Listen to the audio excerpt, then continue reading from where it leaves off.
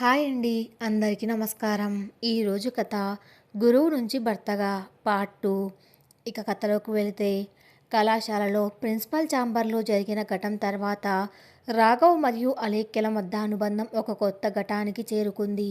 ఇప్పటి వరకు వారి మధ్య ఉన్న సంకోచం, భయం స్థానంలో అపారమైన నమ్మకం, గౌరవం నెలకొన్నాయి. కళాశాలలో రాఘవ్ నిజాయితీ గెలిచింది. కానీ వారి ముందర ఉన్న అసలు బాధ్యత ఆసుపత్రిలో ఉన్న అలేఖ్య తండ్రి రామకృష్ణ గారిని క్షేమంగా ఇంటికి తీసుకురావడం. మరుసటి రోజు ఉదయం 8 గంటలకు రాఘవ్ ఆసుపత్రికి చేరుకున్నాడు. డాక్టర్లు రామకృష్ణ గారి ఆరోగ్యాన్ని పరిశీలించి డిశ్చార్జ్ పేపర్లు సిద్ధం చేశారు. 2 వారాల క్రితం చావు బతుకుల మధ్య ఆసుపత్రిలో చేరిన రామకృష్ణ ఈరోజు నవ్వుతూ ధైర్యంగా ఇంటికి వెళ్ళడానికి సిద్ధంగా ఉన్నాడు. వార్డ్ లోపలికి వెళ్ళిన రాఘవ్ను చూసి రామకృష్ణ కళ్ళు ఆనందంతో మెరిశాయి. రాఘవ్, నువ్వు చేసిన మేలును నేను ఎలా తీర్చుకోవాలో అర్థం కావడం లేదు. ఒక తండ్రిగా నా కూతురికి నేను ఏ రక్షణ ఇవ్వలేకపోయానో ఆ రక్షణను నువ్వు ఇచ్చావు అని కన్నీటి పర్వతమయ్యాడు. రాఘవ్ ముందుకు వచ్చి రామకృష్ణ చేతిని పట్టుకున్నాడు. రామకృష్ణ గారు, గతాన్ని మర్చిపోండి. మీ ఆరోగ్యం బాగుపడడమే మాకు ముఖ్యం. అలేఖ్య ఎప్పుడు ఒంటరిది కాదు. ఆమె నా బాధ్యత, నా కుటుంబం. మీరు మీ ఇంటికి వెళ్ళి విశ్రాంతి తీసుకోండి. నేను అన్ని ఏర్పాట్లు చేశాను. అదే సమయంలో వంటగది నుంచి రామకృష్ణ కోసం ప్రత్యేకంగా తయారు చేసిన పద్యం భోజనంతో అలేఖ్య లోపలికి వచ్చింది. తండ్రి డిశ్చార్జ్ అవుతున్నాడన్న సంతోషం ఆమె ముఖంలో స్పష్టంగా కనిపిస్తుంది. ఆమె రాఘవ్ వైపు చూసిన చూపుల్లో ఎనలేని కృతజ్ఞత ఉంది. డిశ్చార్జ్ ప్రక్రియ పూర్తయ్యాక రామకృష్ణను రాఘవ్ తన కారులోనే ఆయన స్వగృహానికి తీసుకువెళ్ళాడు. అలేఖ్య తండ్రికి సహాయంగా ఆయన ఇంట్లోనే కొద్ది రోజులు ఉండి సేవ చేయాలని భావించింది. కానీ రామకృష్ణ మాత్రం ఆమెను వారించాడు. అలేఖ్య, నువ్వు ఇప్పుడు రాఘవ్ ఇల్లాలివి. ఆయన పనులకు ఎలాంటి ఆటంకం కలగకుండా చూసుకోవడం నీ ప్రథమ కర్తవ్యం. నేను బానే ఉన్నాను. పక్కింటి రామయ్య గారు కాకపోయినా మంచి పొరుగువారు సహాయంగా ఉంటారు అని చెప్పాడు. కానీ రాఘవ్ ఒక గొప్ప నిర్ణయం తీసుకున్నాడు. రామకృష్ణ గారు, మీరు మీ ఇంట్లో ఒంటరిగా ఉంటే అలేఖ్య మనసు ఇక్కడే ఉంటుంది. ఆమె సరిగ్గా చదువుకోలేదు. కాబట్టి మీరు కూడా మన ఇంటికే రండి. మీరు పూర్తిగా కోలుకునే వరకు మా తోడే ఉండండి అని ప్రతిపాదించాడు. ఆ మాట వినగానే అలేఖ్య కళ్ళల్లో నీళ్లు తిరిగాయి. ఒక అల్లుడిగా ఆయన ఆలోచన తీరు, తండ్రి పట్ల చూపించిన ఆప్యాయత ఆమె హృదయాన్ని ద్రవింపజేశాయి. రామకృష్ణను తీసుకుని రాఘవ్ ఇల్లు ఉన్న కాలనీకి చేరుకునేసరికి మధ్యాహ్నం 1 గంట అయింది. కారు ఆగగానే కాలనీలోని కొందరు ఇరుగు పొరుగు వారు, వృద్ధులు ఆసక్తిగా చూడడం ప్రారంభించారు. ప్రొఫెసర్ రాఘవ్ అంటే ఆ కాలనీలో ఎంతో గౌరవం ఉండేది. ఎప్పుడు ఒంటరిగా పుస్తకాలతో కాలం గడిపే రాఘవ్ ఉన్నట్లుండి ఒక అమ్మాయిని పెళ్లి చేసుకొని ఆమె తండ్రిని కూడా ఇంటికి తీసుకురావడం అక్కడ పెద్ద చర్చనీయాంశమైంది. కారులో నుంచి రామకృష్ణను దింపుతున్న రాఘవ్ను చూసి ఎదురింటి కామాక్షమ్మ గారు ముందుకు వచ్చారు. ఆవిడ ఆ కాలనీలో మాటకారితనానికి, ఇరుగు పొరుగు వారి విషయాల్లో జోక్యం చేసుకోవడానికి ప్రసిద్ధి. ఏంటి రాఘవ్ గారు, హఠాత్తుగా ఇంట్లో ఇంతమంది కనిపించేసరికి ఆశ్చర్యం వేసింది. విన్నాములేండి, మీరు కాలేజ్ స్టూడెంట్ని పెళ్లి చేసుకున్నారట కదా. ఏంటో, ఎప్పుడు వేదాలు చెప్పే మీరే ఇలా చిన్నపిల్లని పెళ్లి చేసుకుంటారని మేమనుకోలేదు అంటూ వ్యంగ్యంగా నవ్వింది. అలేఖ్య ముఖం చిన్నబోయింది. తండ్రి రామకృష్ణ ఆ మాటలకు తీవ్రంగా కలత చెంది గుండెను పట్టుకున్నాడు. రాఘవ్ వెంటనే రామకృష్ణను పట్టుకొని కామాక్షమ్మ వైపు తీవ్రమైన చూపు చూశాడు. కానీ ఆయన తన సంస్కారాన్ని కోల్పోలేదు. ప్రశాంతంగా, హుందాగా సమాధానమిచ్చాడు. కామాక్షమ్మ గారు, ఒక కుటుంబం కష్టాల్లో ఉన్నప్పుడు ఆదుకోవడం మన సాంప్రదాయం. నా ధర్మాన్ని నేను నిర్వర్తించాను. ఒక ప్రొఫెసర్గా, ఒక మనిషిగా నేను చేసిన పనికి నా మనస్సాక్షి జవాబుదారీగా ఉన్నాను. ఇతరుల జీవితాల్లోకి తొంగి చూసి వ్యాఖ్యానించే ముందు ఆ పరిస్థితులు ఏంటో తెలుసుకోవడం మంచిది. రామకృష్ణ గారు అనారోగ్యంతో ఉన్నారు. దయచేసి దారి ఇవ్వండి అని ఖచ్చితంగా చెప్పాడు. రాఘవ్ మాటల్లోని గాంభీర్యానికి కామాక్షమ్మ నోరు మూసుకుంది. అలేఖ్య, రాఘవులు రామకృష్ణను లోపలికి తీసుకువెళ్లారు. ఇంట్లోకి అడుగుపెట్టాక రామకృష్ణ నిట్టూర్చాడు. చూశావా రాఘవ్, నా వల్ల నీకు సొసైటీలో కూడా ఉచిత సలహాలు, అవమానాలు ఎదురవుతున్నాయి. రాఘవ్ ఆయనను మంచం మీద కూర్చోబెడుతూ రామకృష్ణ గారు, మనుషుల నోర్లను మనం ముయ్యలేము. మన ప్రవర్తనతోనే వాళ్లకు సమాధానం చెప్పాలి. మీరు ప్రశాంతంగా విశ్రాంతి తీసుకోండి. ఇక్కడ మీకు ఎలాంటి ఇబ్బంది ఉండదు అని భరోసా ఇచ్చాడు. రామకృష్ణ గారి రాకతో ఆ ఇంట్లో ఒక రకమైన కుటుంబ వాతావరణం నెలకొంది. అలేఖ్య రోజంతా తండ్రికి మందులు ఇవ్వడం, వంట చేయడం, ఇంటి పనులు చూసుకోవడంలో బిజీగా మారింది. కాలేజీ ముగిశాక రాఘవ్ రాగానే ఆయనకు కాఫీ అందించి ఆయన అవసరాలను చూసుకోవడం ఒక అలవాటుగా మార్చుకుంది. రాత్రి 8 గంటల సమయం. రామకృష్ణ గారు భోజనం చేసి మందులు వేసుకొని నిద్రపోయారు. రాఘవ్ తన స్టడీ రూమ్లో కూర్చొని కాలేజీ ఎగ్జామ్ పేపర్లు ఎవాల్యుయేట్ చేస్తున్నాడు. అలేఖ్య టేబుల్ మీద 2 కప్పుల వేడి పాలు తీసుకొని లోపలికి వచ్చింది. ఒక కప్పు ఆయన పక్కన పెట్టి మౌనంగా నిలబడింది. రాఘవ్ కళ్ళజోడు తీసి ఆమె వైపు చూశాడు. ఏంటి అలేఖ్య, ఇంకా పడుకోలేదా? రేపు కాలేజ్కు వెళ్ళాలి కదా అని అడిగాడు. మీరు కూడా ఇంకా పని చేస్తున్నారు కదా రాఘవ్ గారు, ఆయాసపడకండి, కొద్దిసేపు విశ్రాంతి తీసుకోండి అంది అలేఖ్య ఆందోళనగా. రాఘవ్ చిన్నగా నవ్వి, ఫైనల్ ఇయర్ ఎగ్జామ్స్ దగ్గర పడుతున్నాయి అలేఖ్య, క్లాస్లో సిలబస్ పూర్తి చేయాలి, పేపర్లు సెట్ చేయాలి, సమయం చాలా తక్కువగా ఉంది అన్నాడు. అలేఖ్య టేబుల్ పక్కన ఉన్న కుర్చీలో కూర్చుంది. రాఘవ్ గారు, కాలేజ్లో నా స్నేహితులు, ప్రిన్సిపల్ గారు నన్ను నమ్మారు. కానీ ఈసారి వచ్చే ఫైనల్ ఎగ్జామ్స్లో నేను అత్యుత్తమ మార్కులు సాధించకపోతే ప్రొఫెసర్ భార్య కాబట్టే ఆమెకు ఎక్కువ మార్కులు వచ్చాయి అని అందరూ మిమ్మల్ని వేలెత్తి చూపుతారు. ఆ పరిస్థితి రాకూడదు. నేను ఈ కాలేజ్లోనే టాపర్గా నిలబడాలి. దానికి మీ సహాయం కావాలి అంది స్పష్టమైన ఆశయంతో. ఆమె ఆలోచన విధానానికి రాఘవ్ ఆశ్చర్యపోయాడు. తన గౌరవం కోసం ఒక విద్యార్థిగా, ఒక భార్యగా ఆమె పడుతున్న ఆరాటం ఆయన మనసును తాకింది. అలేఖ్య, నీలో ఉన్న ఈ పట్టుదలే నీకు నిజమైన ఆభరణం. నా భార్యగా నీకు ప్రత్యేకంగా మార్కులు రావు, కానీ నా విద్యార్థినిగా నీకు అత్యుత్తమ విద్యను అందించే బాధ్యత నాది. నీ కష్టానికి నా మార్గదర్శకత్వం తోడైతే నువ్వు ఖచ్చితంగా టాపర్గా నిలుస్తావు. ఆ రాత్రి నుంచి వారిద్దరి మధ్య ఒక కొత్త అధ్యాయం మొదలైంది. ప్రొఫెసర్గా రాఘవ్ ప్రతిరోజు రాత్రిపూట అలేఖ్యకు ప్రత్యేకంగా సబ్జెక్ట్లోని క్లిష్టమైన అంశాలను వివరించేవాడు. అలేఖ్య కూడా ఎంతో శ్రద్ధతో అర్ధరాత్రి వరకు చదువుకునేది. వారి మధ్య ఉన్న బంధం కేవలం భార్యాభర్తల శారీరక ఆకర్షణ కాకుండా ఒక పవిత్రమైన లక్ష్యం వైపు సాగే ఆత్మీయ ప్రయాణంగా మారింది. కొన్ని రోజులు గడిచాయి. రాఘవ్ పగటిపూట కాలేజ్ విధులు, రాత్రిపూట అలేఖ్యకు చదువు చెప్పడం, కాలేజ్ ఎగ్జామ్ పేపర్లు తయారు వల్ల తీవ్రమైన అలసటకు గురయ్యాడు. ఒకరోజు సాయంత్రం కాలేజ్ నుంచి వచ్చిన రాఘవ్ ముఖం తీవ్రమైన నిస్తేజంగా ఉంది. నడుచుకుంటూ వచ్చి హాల్లోని సోఫాలో కూర్చుని కళ్ళు మూసుకొని తల పట్టుకున్నాడు. అలేఖ్య వంటగది నుంచి బయటకు వచ్చి ఆయనను చూసింది. ఆయన తీవ్రమైన తలనొప్పితో బాధపడుతున్నాడని ఆమెకు అర్థమైంది. వేగంగా వెళ్ళి ఒక కప్పు వేడి అల్లం టీ తయారు చేసి తీసుకువచ్చింది. రాఘవ్ గారు, టీ తాగుతారా అంది మెల్లగా. రాఘవ్ కళ్ళు తెరిచాడు. ఒళ్ళు కొద్దిగా నొప్పిగా ఉంది అలేఖ్య, తలనొప్పి కూడా తీవ్రంగా ఉంది అన్నాడు నీరసంగా. అలేఖ్య టీ కప్పును టేబుల్ మీద పెట్టి ఆయన దగ్గరకు వచ్చింది. సంకోచించకుండా తన చేతులను ఆయన నొసటి మీద ఉంచింది. ఆయనకు తేలికపాటి జ్వరం ఉంది. మీకు జ్వరం వస్తుంది రాఘవ్ గారు, మీరు అంతగా కష్టపడకూడదు అని చెప్పాను కదా అంటూ ఆమె కళ్ళల్లో ఆందోళన సుడి తిరిగింది. ఆమె తన చేతితో జ్వరం చూస్తుంటే రాఘవ్ ఆమె కళ్ళలోకి చూశాడు. ఆ కళ్ళల్లో ఉన్న ఆరాటం, ఆప్యాయత ఆయన హృదయ లోతుల్లోకి ప్రవహించాయి. ఎప్పుడో చిన్నతనంలో తల్లి చనిపోయాక తన ఆరోగ్యం గురించి ఇంతగా ఆరాటపడిన వ్యక్తిని ఆయన మళ్ళీ ఇప్పుడే చూస్తున్నాడు. అలేఖ్య ఆయనను మెల్లగా పట్టుకొని గదిలోకి తీసుకువెళ్ళి మంచం మీద పడుకోబెట్టింది. దుప్పటి కప్పి వంటగదిలోకి వెళ్ళి చల్లటి నీళ్లతో గుడ్డ ముంచి ఆయన నొసటి మీద వేస్తూ ఉపశమనం కలిగించే ప్రయత్నం చేసింది. అలేఖ్య, నువ్వు వెళ్ళి చదువుకో, నేను బానే ఉన్నాను అని రాఘవ్ చెప్పబోయాడు.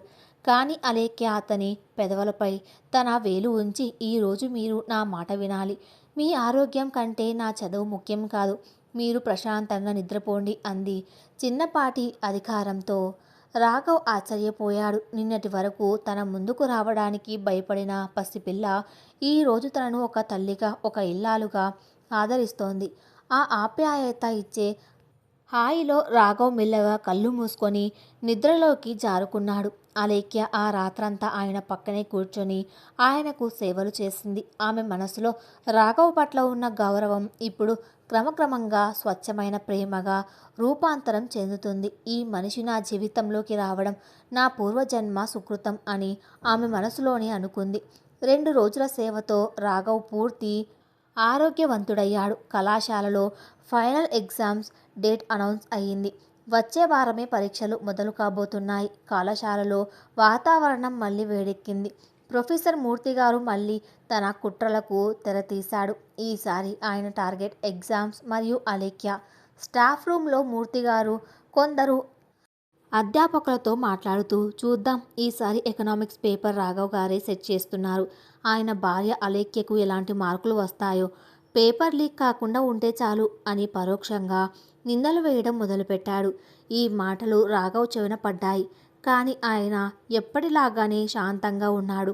మూర్తిగారు పేపర్ సెట్ చేయబడి నేరుగా యూనివర్సిటీకి వెళ్తుంది. మూల్యాంకనం కూడా వేరే కాలేజ్ అధ్యాపకులు చేస్తారు. నా నిజాయితీకి, నా విద్యార్థిని కష్టానికి యూనివర్సిటీ ఫలితాలే సమాధానం చెబుతాయి అని ఘాటుగా సమాధానమిచ్చాడు. మరోవైపు అలేఖ్య తన స్నేహితులు రమ్య, స్వాతిల సహాయంతో రాత్రింబవలు కష్టపడి చదువుతోంది. తన భర్త పరువును నిలబెట్టాలన్న ఏకైక సంకల్పంతో ఆమె నిద్రను కూడా త్యాగం చేసింది. పరీక్షల ముందు రోజు రాత్రి అలేఖ్య పూజ గదిలో దీపం వెలిగించి దేవుడికి నమస్కరించుకుంది. రాఘవ్ ఆమె దగ్గరకు వచ్చి హాల్ టికెట్, పెన్నులు ఆమెకు అందించాడు. ఆందోళన పడకు అలేఖ్య, నువ్వు చాలా కష్టపడ్డావు. విజయం నీదే అవుతుంది. ధైర్యంగా పరీక్ష రాయి అని దీవించాడు.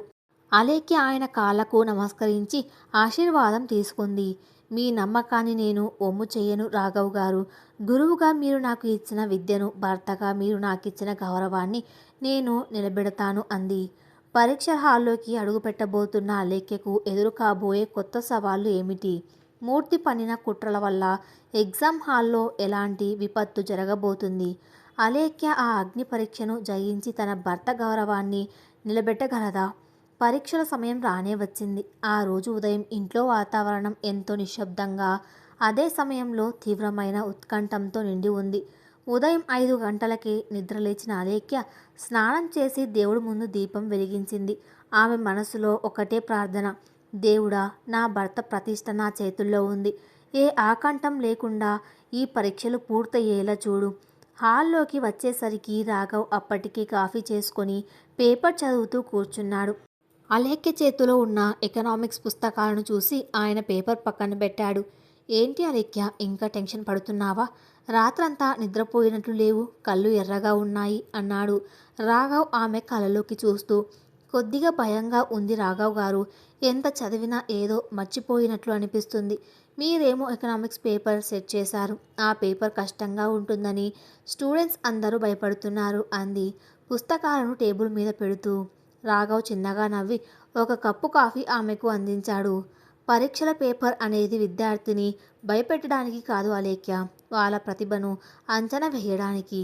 నువ్వు సబ్జెక్ట్ను బట్టి పట్టలేదు, అర్థం చేసుకున్నావు. ఆ అర్థం చేసుకున్నదే నీకు సరైన సమాధానం రాసేలా చేస్తుంది. భయాన్ని వదిలేసి నా విద్యార్థినిగా గర్వంగా వెళ్ళి పరీక్ష రాయి. ఆయన మాటలు ఆమెలో అమితమైన ధైర్యాన్ని నింపాయి. కాఫీ తాగి తండ్రి రామకృష్ణ గారి ఆశీర్వాదం తీసుకొని ఇద్దరు కలిసి కాలేజీకి బయలుదేరారు. కాలేజీ ప్రాంగణం విద్యార్థులతో కిక్కిరిసి ఉంది. పరీక్షల హడావిడి, పుస్తకాలు పట్టుకొని చివరి నిమిషంలో చదువుతున్న విద్యార్థులు. వాతావరణం అంతా ఉరుకులు పరుగులుగా ఉంది. కానీ ఒక మూల స్టాఫ్ రూమ్లో సీనియర్ ప్రొఫెసర్ మూర్తి గారు మాత్రం తన నీచమైన కుట్రకు పదును పెడుతున్నాడు. రాఘవ్ పట్ల ఉన్న అసూయ, ఆయన ప్రతిష్టను ఎలాగైనా మంటగలపాలన్న కక్ష మూర్తి కళ్ళల్లో స్పష్టంగా కనిపిస్తున్నాయి. ఒక బంట్రోతును పిలిచి కొన్ని చిన్న కాగితపు ముక్కలను ఇచ్చాడు. అందులో ఎకనామిక్ సబ్జెక్టుకు సంబంధించిన సమాధానాలు అత్యంత చిన్న అక్షరాలతో రాయబడి ఉన్నాయి. చూడు సుబ్బారావు, ఈ చిట్టీలు అలేఖ్య కూర్చునే డెస్క్ కింద ఆమె కనపడకుండా అతికించాలి. ఎవరి కంట పడకూడదు. ఈ పని చేస్తే నీకు 5,000 ఇస్తాను అని ఆశ చూపాడు. బంట్రోత్ సుబ్బారావు భయపడుతూనే ఆ డబ్బుకు ఆశపడి పరీక్షల హాలు తెరవకముందే అలేఖ్య కూర్చునే బెంచ్ కింద ఆ చీటీలను చాలా జాగ్రత్తగా అతికించి వచ్చాడు.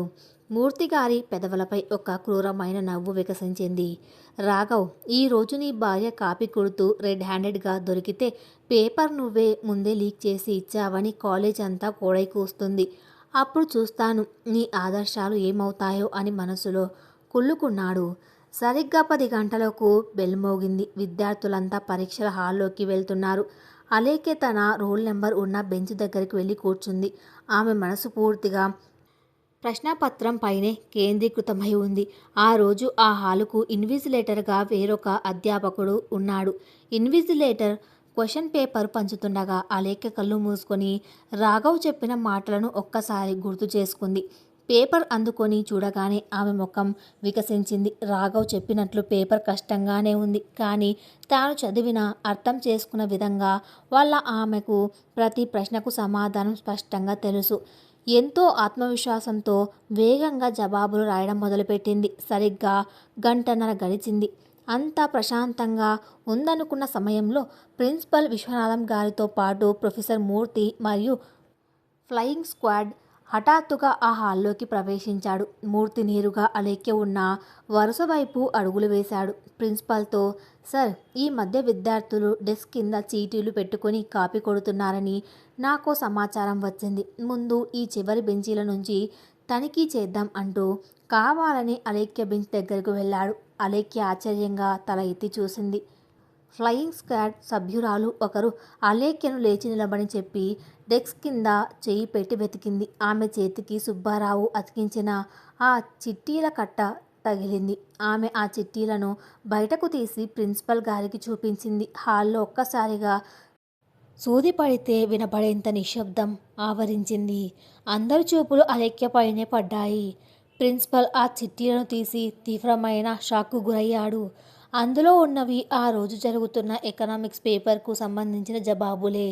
ఏంటిదంతా అలేఖ్య? నువ్వు ఇలాంటి పని చేస్తావని నేను కలలో కూడా ఊహించలేదు అన్నారు ప్రిన్సిపల్ కోపంగా.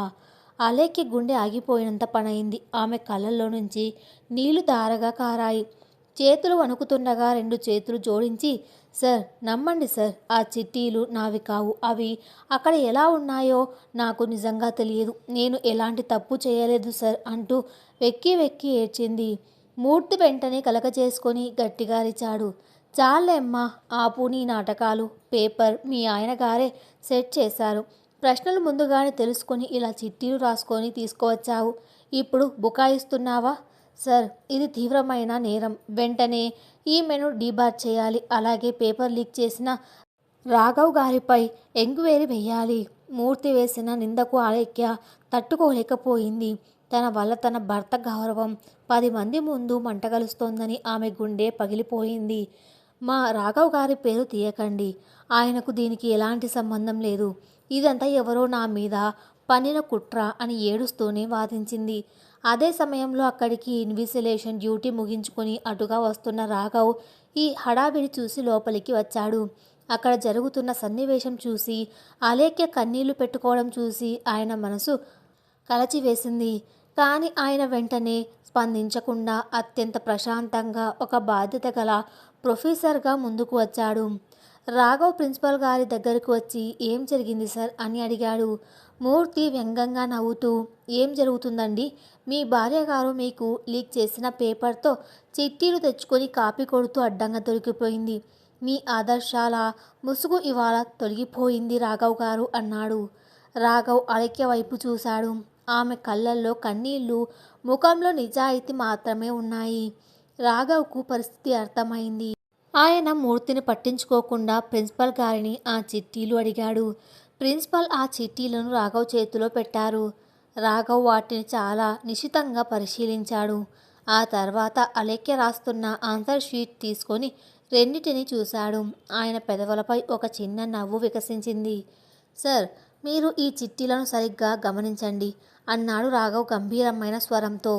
అందరూ ఆయన వైపు ఆసక్తిగా చూశారు. మొదటిది, ఈ చిట్టీలలో ఉన్న చేతి రాత అలేఖ్యది కాదు. మీరు కావాలంటే ఆమె పాత రికార్డులు తెప్పించి చూడవచ్చు. రెండవది మరియు అత్యంత ముఖ్యమైన విషయం, ఈ చిట్టీలో ఉన్న సమాధానాలు నేను సెట్ చేసిన ఎకనామిక్స్ పేపర్వి కావు. ఇవి పాత సిలబస్లో ఉన్న ప్రశ్నల జవాబులు. ఈ సంవత్సరం యూనివర్సిటీ ఆ సిలబస్ను మార్చేసింది. పేపర్ సెట్ చేసిన నాకు ఏవి ప్రస్తుత సిలబస్సో ఏవి కాదో తెలుసు. ఎవరో కావాలని పాత మెటీరియల్ నుంచి చిట్టీలు రాసి ఇక్కడ అతికించారు. పేపర్ నేను సెట్ చేశాను కాబట్టి లీక్ అయ్యి ఉంటే అందులో ఖచ్చితంగా ఈరోజు పేపర్లో ఉన్న సమాధానాలే ఉండేవి కదా సార్. రాఘవ్ చెప్పిన లాజిక్ వినగానే ప్రిన్సిపల్ గారికి విషయం స్పష్టంగా అర్థమైంది. మూర్తి ముఖం పాలిపోయింది. తన కుట్ర బెరిసి కొట్టిందని అతనికి అర్థమైంది. పాత సిలబస్ పుస్తకం చూసి తన బంట్రోతు చిట్టీలు రాశాడని గ్రహించి లోపల రగిలిపోయాడు. ప్రిన్సిపల్ కఠినంగా మూర్తి వైపు చూశారు. మూర్తి గారు, సరైన విచారణ చేయకుండా ఒక విద్యార్థినిని, ఒక ప్రొఫెసర్ను నిందించడం మీకు తగదు.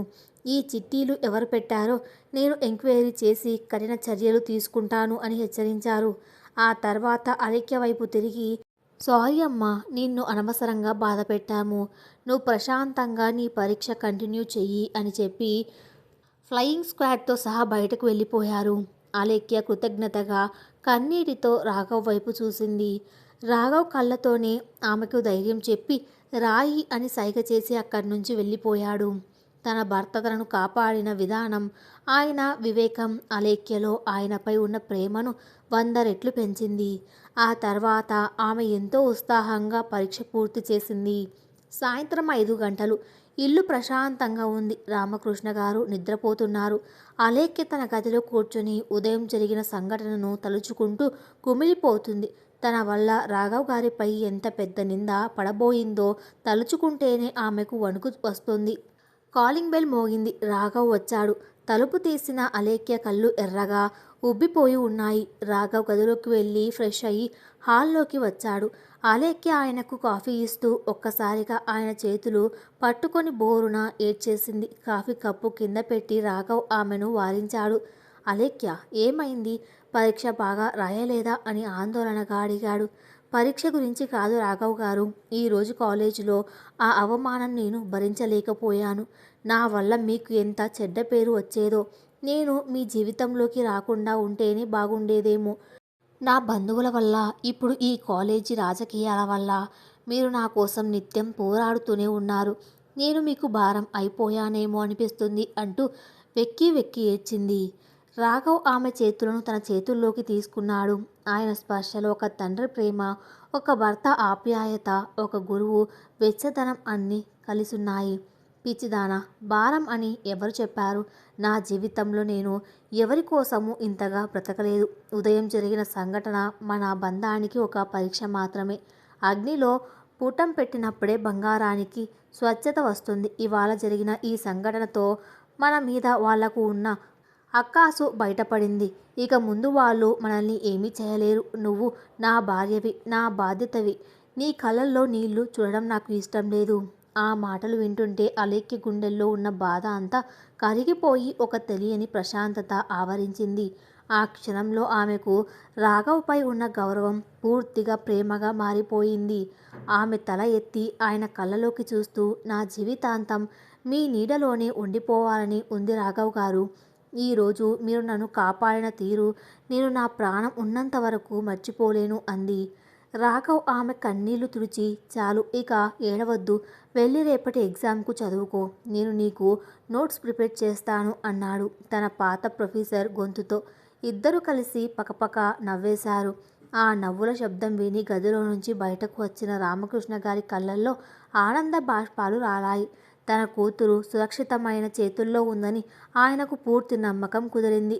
పరీక్షలు అన్నీ విజయవంతంగా పూర్తయ్యాయి.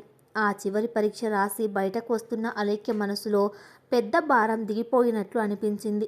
ఇప్పుడు ఆమె కేవలం ఒక విద్యార్థిని కాదు, పూర్తి స్థాయిలో ఒక ప్రొఫెసర్ భార్యగా తన ఇంటిని, భర్తను చూసుకునే బాధ్యతను ఆనందంగా స్వీకరించడానికి సిద్ధమైంది. పరీక్షలు అయిపోయిన సంతోషంలో రాఘవ్ ఒక సాయంత్రం అలేఖ్యను తీసుకొని గుడికి వెళ్ళాడు. దేవుడి సన్నిధిలో నిలబడి ఉన్నప్పుడు ఇద్దరి మనసుల్లో ఒకరినొకరు తోడుగా ఉండాలన్న సంకల్పం మరింత బలపడింది.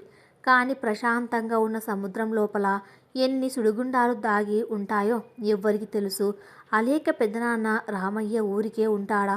కాలేజీలో పరువు పోగొట్టుకున్న మూర్తి గారు రాఘవ్పై పగ తీర్చుకోకుండా వదిలేస్తాడా? అలేఖ్య జీవితంలో కాలేజీ పరీక్షలు ముగిశాయి. కానీ సమాజం పెట్టబోయే అసలు పరీక్షలు ఇప్పుడే మొదలు కాబోతున్నాయి. భర్తగా రాఘవ్ ప్రేమను పొందే క్రమంలో అలేఖ్య ఎదుర్కోబోయే మధురమైన సంక్లిష్టమైన సంఘటనలు ఏంటి? పరీక్షలు ముగిసిన మరుసటి రోజు ఉదయం 6 బయట పక్షుల కిలకిల రావాలు, లేత సూర్యకిరణాలు ఆ ఇంటిని ముద్దాడుతున్నాయి. గత కొన్ని వారాలుగా ఆ ఇంట్లో ఉన్న పరీక్షల ఒత్తిడి, ఆందోళన ఒక్కసారిగా మాయమైపోయి ఒక తెలియని ప్రశాంతత ఆవరించింది. అలేఖ్య ఆ రోజు ఉదయం 5 గంటలకి నిద్ర లేచింది.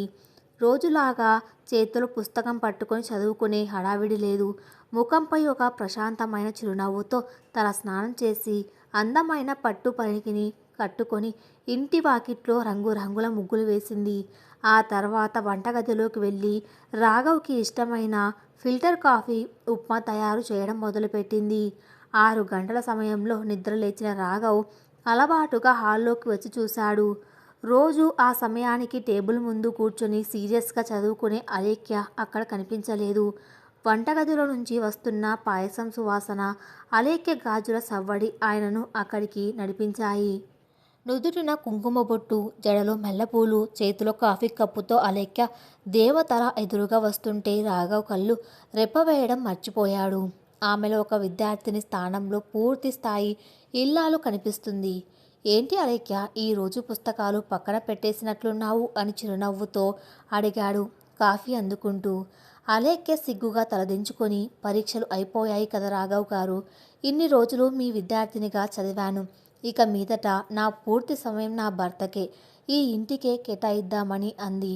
ఆ మాటల్లోని స్వచ్ఛతకు రాఘవ్ మనసు పులకించింది. చదువు ఎప్పటికీ ఆగిపోకూడదు అలేఖ్య, ఫలితాలు వచ్చాక పీజీ కూడా చేయాలి నువ్వు అన్నాడు. మీరు ఎలా చెబితే అలానే సార్. సారీ రాఘవ్ గారు అంటూ నవ్వి అక్కడి నుంచి సిగ్గుపడుతూ వెళ్ళిపోయింది. ఆ క్షణాలు ఆ ఇంట్లో ఒక కొత్త వసంతానికి నాది పలికాయి. ఉదయం 9 గంటలకు రాఘవ్ కాలేజీకి వెళ్ళడానికి సిద్ధమయ్యాడు. ఆ రోజు నుంచి ఆయనకు ఎగ్జామ్ పేపర్ల వాల్యుయేషన్ డ్యూటీ ఉంది. కారు తాళాలు తీసుకుంటుండగా అలేఖ్య ఆయనకు టిఫిన్ బాక్స్ అందించింది. రాఘవ్ తన బ్రీఫ్ కేసులో నుంచి ఒక అందమైన బహుమతి పెట్టె తీసి అలేఖ్య చేతిలో పెట్టాడు. అలేఖ్య ఆశ్చర్యంగా ఆయన ముఖంలోకి చూసింది. ఏంటిది రాఘవ్ గారు, తెరిచి చూడు, నీకే తెలుస్తుంది అని చెప్పి ఆయన కారు ఎక్కి వెళ్ళిపోయాడు. లోపలికి వచ్చిన అలేఖ్య ఆతృతగా ఆ బాక్స్ తెరిచింది. అందులో ఎంతో అందమైన మదనపల్లె పట్టు చీర ఉంది. ఆ చీర మడతల్లో ఒక చిన్న కాగితం కనిపించింది. అందులో రాఘవ్ చేతి రాతతో ఇలా రాసి ఉంది. కష్టమైన పరిస్థితులను కూడా చిరునవ్వుతో జయించిన నా అద్భుతమైన విద్యార్థినికి, నా ఇంటి నవ్వులతో నింపుతున్న నా అపురూపమైన ఇల్లాలుకి ప్రేమతో నీ రాఘవ్. ఆ కాగితంపై ఉన్న అక్షరాలను అలేఖ్య తన కళ్ళకు అద్దుకుంది. ఆనందంతో ఆమె కళ్ళల్లో నీళ్లు తిరిగాయి. ప్రేమతో నీ రాఘవ్ అన్న ఆ ఒక్క మాట ఆమె హృదయంలో కోటి వీణలు మీటింది.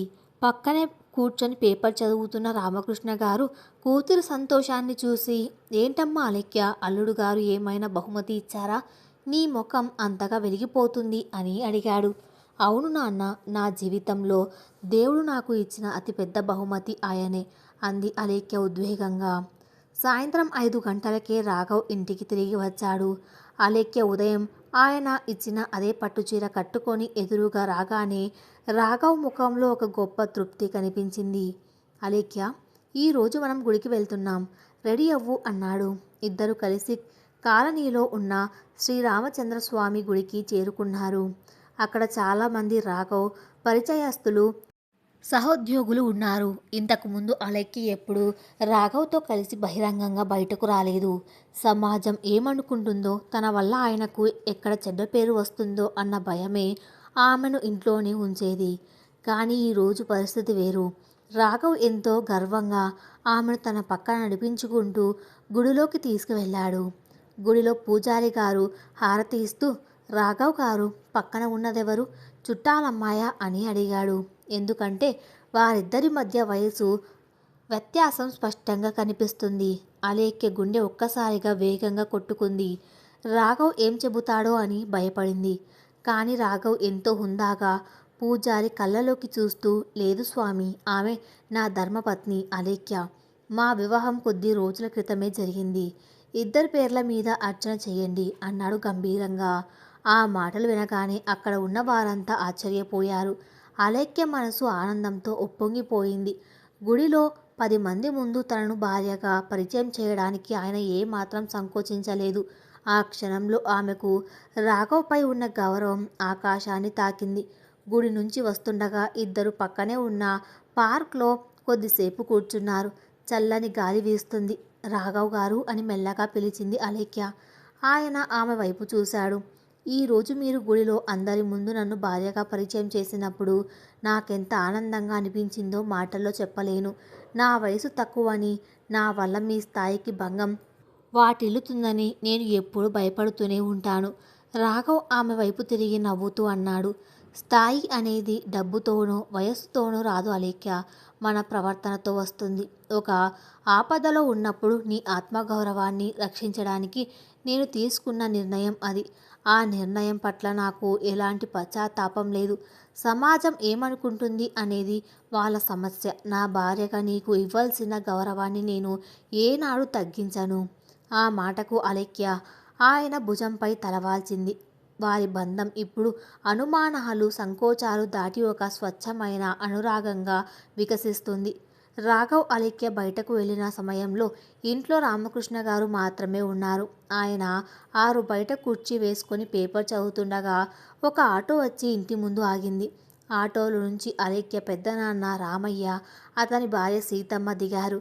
వీళ్ళే అలేఖ్య ఆస్తిని కాజేయాలని చూసి రాఘవ్పై కాలేజీలో అజ్ఞాత లేఖలు రాయించిన దుర్మార్గులు. రామయ్య కళ్ళు ఇల్లంతా కలియజూశాయి.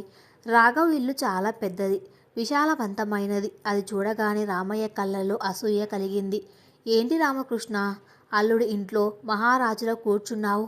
ఎంతైనా నీ అదృష్టం బాగుందులే. కూతుర్ని ఒక ముసలి ప్రొఫెసర్కి అంటగట్టి నువ్వు ఇక్కడ దర్జాగా కాలం వెల్లదీస్తున్నావు అంటూ వెటకారంగా మాటలు ప్రారంభించాడు రామయ్య. రామకృష్ణ గారికి వారిని చూడగానే గుండెల్లో దడ మొదలైంది. అన్నయ్య, లోపలికి రండి. అలేఖ్య అల్లుడు గారు బయటకు వెళ్ళారు, కూర్చోండి అన్నాడు మర్యాదగా. సీతమ్మ లోపలికి వస్తూనే అల్లుడు గారు అని తెగ సంబరపడిపోతున్నావు. ఊర్లో జనాలు ఏమనుకుంటున్నారో తెలుసా? కూతుర్ని అమ్ముకొని అల్లుడు సంపాదన మీద బతుకుతున్నావని నీ మీద ఉమ్మేస్తున్నారు అంటూ విషం చెమ్మింది. రామకృష్ణ గారి కళ్ళల్లో నీళ్లు తిరిగాయి. వదిన, దయచేసి అలా అనకండి. రాఘవ్ బాబు దేవుడు. నా కూతురి పరువును, ప్రాణాలను నిలబెట్టాడు. ఆయన వల్లే నేను బ్రతికి ఉన్నాను అన్నాడు దండం పెడుతూ. రామయ్య అసలు విషయానికి వచ్చాడు. చూడు రామకృష్ణ, నువ్వు ఇక్కడే ఉండిపోయావు.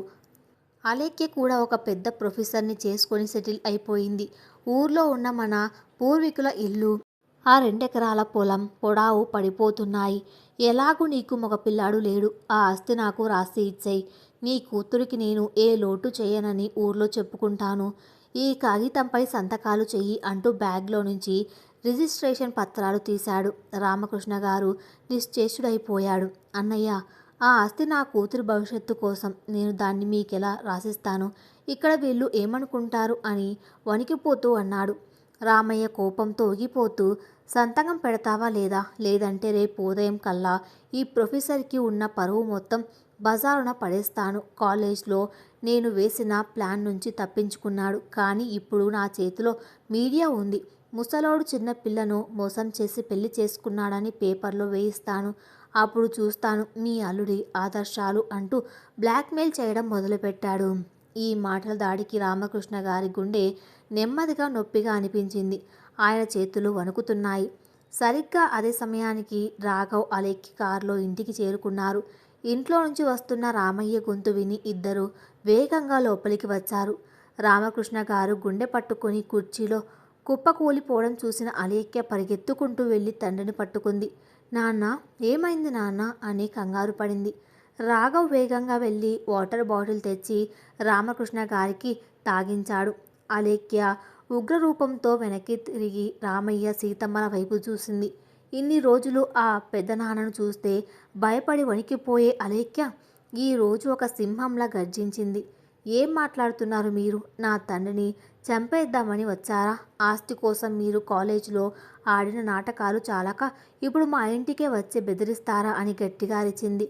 రామయ్య వ్యంగ్యంగా నవ్వి, చూశావా రామకృష్ణ, నీ కూతురికి ఎంత అహంకారం వచ్చిందో, డబ్బున్న మొగుడు దొరకాడు కదా అని ఎగిరెగిరి పడుతోంది. ఏ అలేఖ్య, నీ పరువు తీయడానికి నాకు ఒక్క నిమిషం చాలు అని వేలు చూపించి బెదిరించాడు. అంతలో రాఘవ్ ముందుకు వచ్చాడు. ఆయన ముఖం కోపంతో ఎర్రబడింది. కానీ ఆయన స్వరం ఎంతో ప్రశాంతంగా, ప్రమాదకరంగా ఉంది. రామయ్య గారు, వేలు కిందకు దించండి అన్నాడు రాఘవ్ కఠినంగా. ఇది నా ఇల్లు. ఇక్కడ మీరు మీ ఇష్టం వచ్చినట్లు మాట్లాడడానికి వీల్లేదు. మీరు కాలేజీకి పంపిన అజ్ఞాత లేఖలు ఎవరు రాశారో దానికి సంబంధించిన ఆధారాలు, సీసీటీవీ ఫుటేజ్ నా దగ్గర భద్రంగా ఉన్నాయి. నేను పోలీసులకు కంప్లైంట్ ఇస్తే పరువు పోయేది నాది కాదు, మీది. మీరు జైలు ఊచలు లెక్క పెట్టాల్సి వస్తుంది. రాఘవ్ మాటల్లోని దృఢత్వానికి రామయ్యకు చెమటలు పట్టాయి. ఇంకొక విషయం రామయ్య గారు, అలేఖ్య ఆస్తి గురించి మర్చిపోండి. రామకృష్ణ గారు ఒంటరివాడు కాదు. ఆయనకు అండగా నేనున్నాను. ఇక మీదట నా భార్య లేదా మా మామయ్య గారి కంట నుంచి ఒక్క చుక్క నీరు వచ్చినా దాని పరిణామాలు చాలా తీవ్రంగా ఉంటాయి. Get out of from my house అని రాఘవ్ సింహంలా గర్జించాడు. రామయ్య, సీతమ్మలు భయంతో వణికిపోతూ ఒక్క మాట కూడా మాట్లాడకుండా కాగితాలు తీసుకుని అక్కడి నుంచి పరారయ్యారు. వాళ్ళు వెళ్ళిపోగానే రామకృష్ణ గారు కన్నీళ్లతో రాఘవ్ చేతులు పట్టుకున్నారు. బాబు, నా అన్న నన్ను చంపినా నేను బాధపడేవాడిని కాదు. కానీ మీ మీద వస్తున్న నిందలు నేను భరించలేకపోతున్నాను.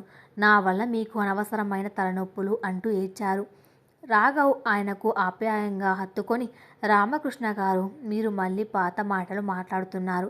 ఈ ఇంటికి మీరు పెద్ద దిక్కు. వాళ్ళ గురించి మీరు ఆలోచించకండి. వాళ్ళు మళ్ళీ ఈ గుమ్మం తొక్కకుండా నేను చూసుకుంటాను అని భరోసా ఇచ్చాడు. రాత్రి భోజనాలు ముగిశాక రాఘవ్ తన స్టడీ రూమ్లో పుస్తకం చదువుతున్నాడు. అలేఖ్య మెల్లగా లోపలికి వచ్చి నిలబడింది. ఏంటి అలేఖ్య, నిద్ర పట్టలేదా అన్నాడు పుస్తకం మూస్తూ. ఆమె ముందుకు వచ్చి ఆయన కాళ్లకు నమస్కరించబోయింది. రాఘవ్ వెంటనే ఆమెను పైకి లేపాడు. ఏమిటిది అలేఖ్య? కళ్ళల్లో నీళ్లతో ఆమె ఆయన వైపు చూస్తూ, నా జీవితంలో ప్రతి అడుగులో మీరు నాకు రక్షణ కవచంలా నిలబడుతున్నారు. ఒక గురువుగా దారి చూపించారు. భర్తగా గౌరవం ఇచ్చారు. ఈరోజు నా తండ్రిని కాపాడి మాకు దేవుడయ్యారు. ఈ జన్మకు మీకు సేవ చేసుకునే భాగ్యం ఇస్తే చాలు రాఘవ్ గారు అంది ఎంతో ఆర్తిగా. రాఘవ్ ఆమె కన్నీళ్లు తుడిచి, నీ కన్నీళ్ళు నాకిష్టం లేదు అలేఖ్య. మన ప్రయాణం ఇప్పుడే మొదలైంది. రేపు నీ ఎగ్జామ్ రిజల్ట్స్ రాబోతున్నాయి. ఆ ఫలితాలు మన ఇద్దరికీ ఒక కొత్త సవాలు విసరబోతున్నాయి అన్నాడు అర్థవంతంగా. మరుసటి రోజు రాబోయే పరీక్ష ఫలితాలు అలేఖ్య జీవితంలో ఎలాంటి మార్పులు తీసుకురాబోతున్నాయి? పగతో రగిలిపోతున్న రామయ్య కాలేజ్లో అవమానం పాలైన మూర్తితో చేతులు కలుపుతాడా? అలేఖ్య, రాఘవ్ల ఆత్మీయ ప్రయాణంలో ఎదురు కాబోయే కొత్త తుఫాను ఏంటి? కథ ఇంకా ఉంది. అది నెక్స్ట్ పార్ట్లో కొనసాగించబడుతుంది. Thanks for listening.